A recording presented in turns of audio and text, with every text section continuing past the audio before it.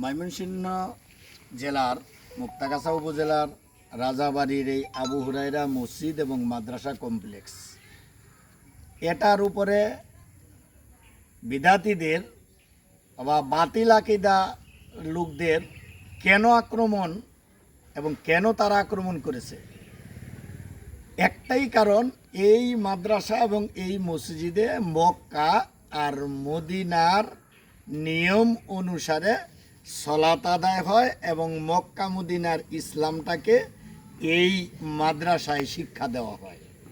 এখন মক্কা এবং মদিনার সালাত যে মসজিদে আদায় হয় আর মক্কা মদিনার ইসলাম যে মাদ্রাসায় শিক্ষা দেওয়া হয়, এটাই তো সঠিক সালাত এবং সঠিক মাদ্রাসা।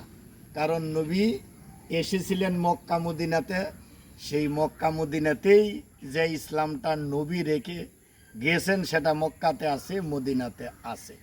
এখন মক্কা মদিনার সালাত আদায়ের জন্য যদি আমাদের মসজিদ ভেঙে দেওয়া হয়, মক্কা মদিনার ইসলাম যেখানে শেখানো হয় তার জন্য যদি মাদ্রাসা ভেঙে দেওয়া হয়, তাহলে বাংলাদেশ থেকে মক্কা মদিনায় হজ করার তো একজনকেও সুযোগ দেওয়া উচিত নয়।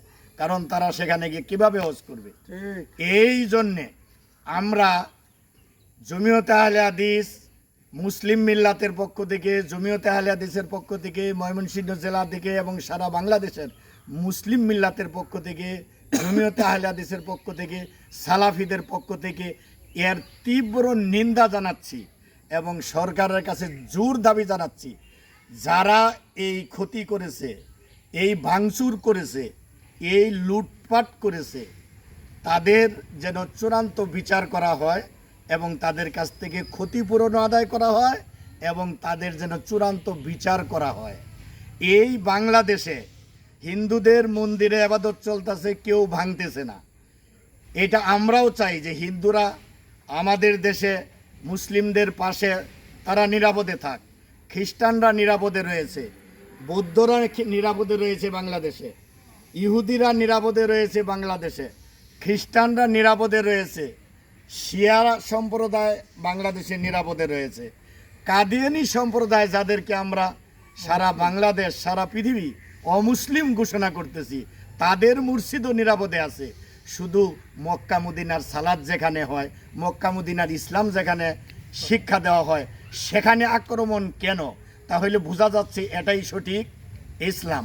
তাই যারা এই ধরনের ষড়যন্ত্রকারী, যারা এই ধরনের ইসলামের উপর আঘাত করে, আমরা সরকারের কাছে জোর দাবি জানাচ্ছি তাদেরকে অতি সত্বর গ্রেফতার করে তাদেরকে আইন অনুযায়ী তাদেরকে দৃষ্টান্তমূলক শাস্তির ব্যবস্থা, তাদের জন্যে দৃষ্টান্তমূলক শাস্তির ব্যবস্থা করা হোক। আর মাদ্রাসার জন্যে যে মসজিদের জন্য যে ক্ষতি হয়েছে সেই ক্ষতিপূরণ দেওয়া হোক। আর এর যে সম্পদ লুটপাট করা হয়েছে সেটারও ক্ষতিপূরণ দেওয়া হোক।